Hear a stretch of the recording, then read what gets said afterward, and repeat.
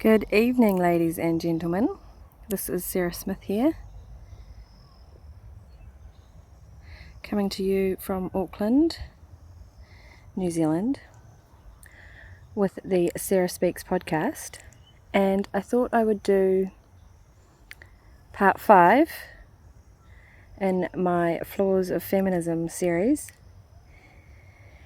And this particular episode, I thought I would talk about what feminism has actually done to men and the feminization of our men and our young boys particularly.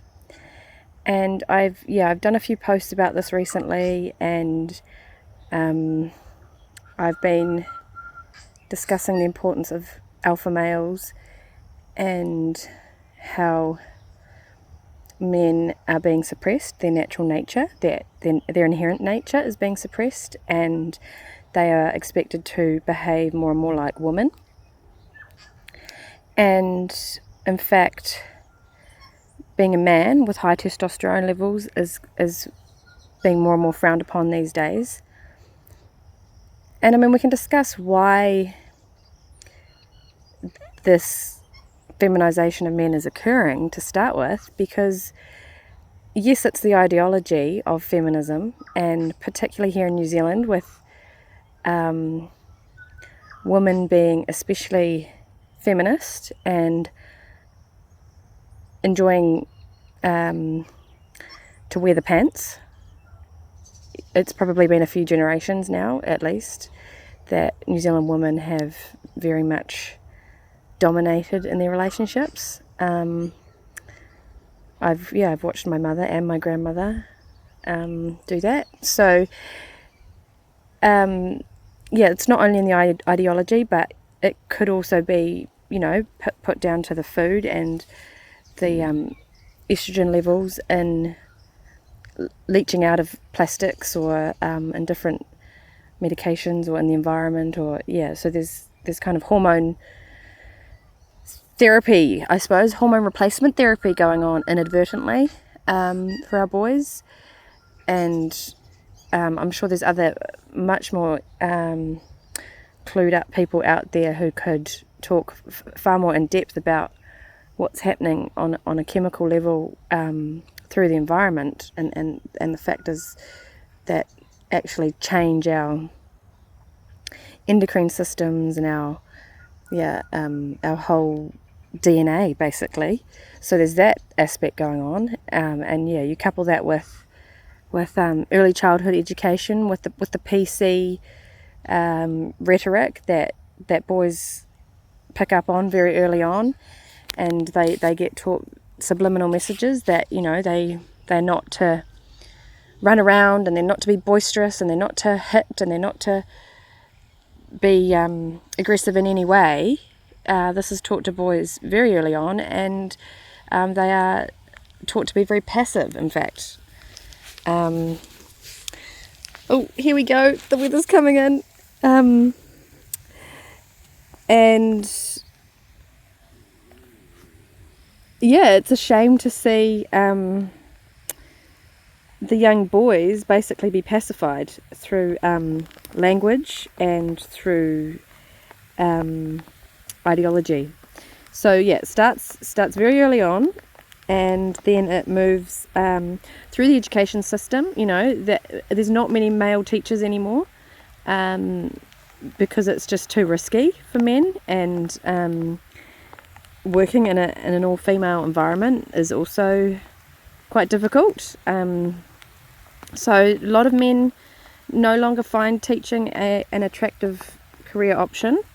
So our young people are no longer getting that input from healthy, well-adjusted men often. If they've got,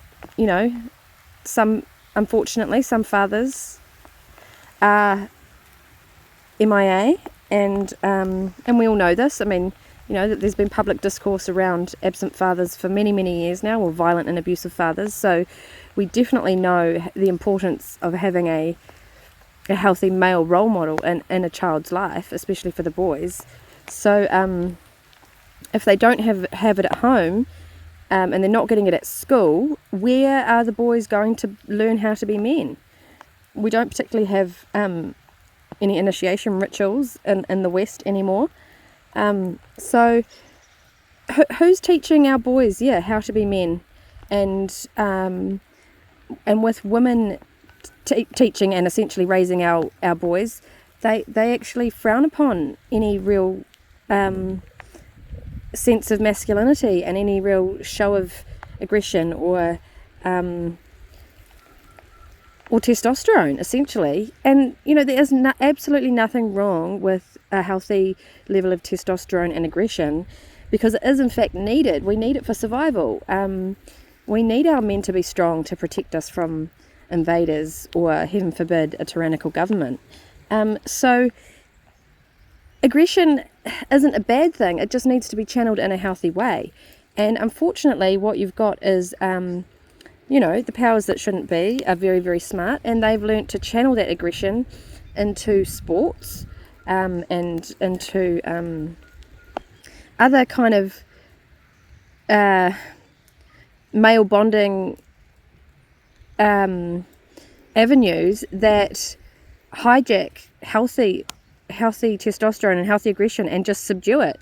So you've got a whole lot of men out there who don't even play sport anymore, but they'll happily sit at home on their couch every weekend and watch sport on TV. Now, I don't necessarily have anything against sport per se, and I definitely think it's a great avenue for boys to release, some of that aggression and to have their male bonding and have that brotherhood that men really, really need. But it's another coliseum for the masses, essentially, and especially now if you look at the propaganda that's coming through the sports industry and the way that you've got professional sports players taking the knee and certainly putting through a lot of social engineering through sports now, and it's basically just kind of subduing a really important healthy aspect to the male nature. So how can we reinvigorate that strength and that sense of power that men have, and that needs to be expressed, and that needs to be full of vitality and full of energy and needs to be directed in the right way? How can we do that? And how can we do that for our boys? How can we not shame them for being men?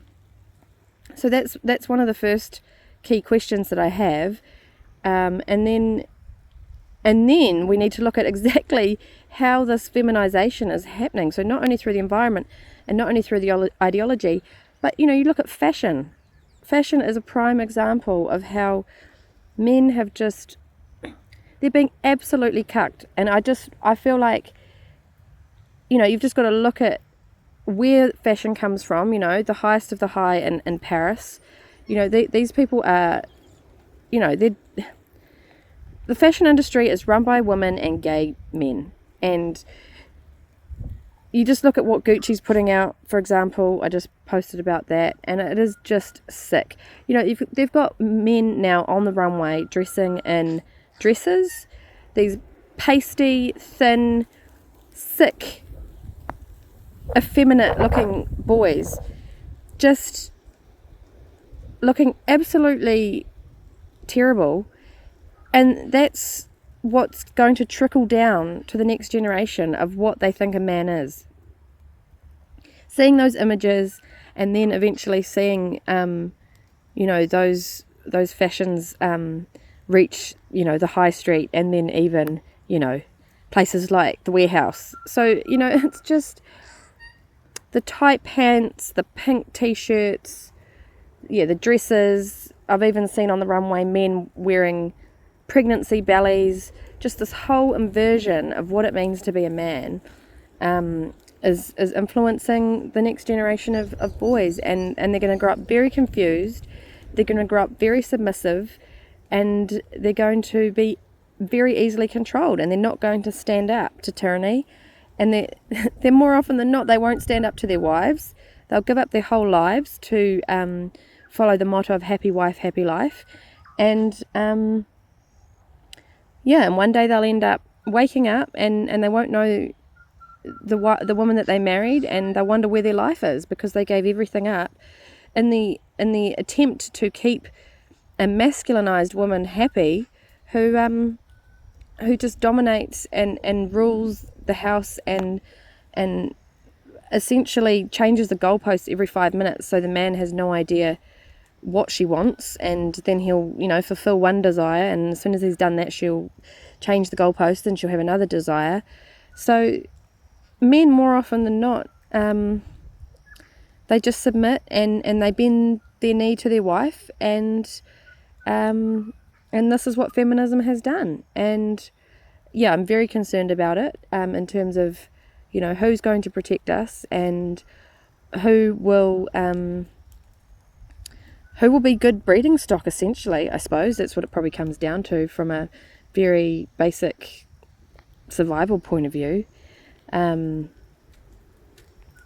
of these guys, they don't look like they've got very healthy genes. And I'm not saying that women are perfect by any means. I can understand why men are going MGTOW.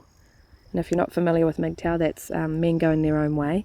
Because women, particularly in the West, are just so dominating and so bossy, and they just nag, and they're very controlling, and they've lost all their femininity, and they don't really allow men to be men, and they stop men having all their hobbies, and they stop men from hanging out with their mates and having their brotherhood.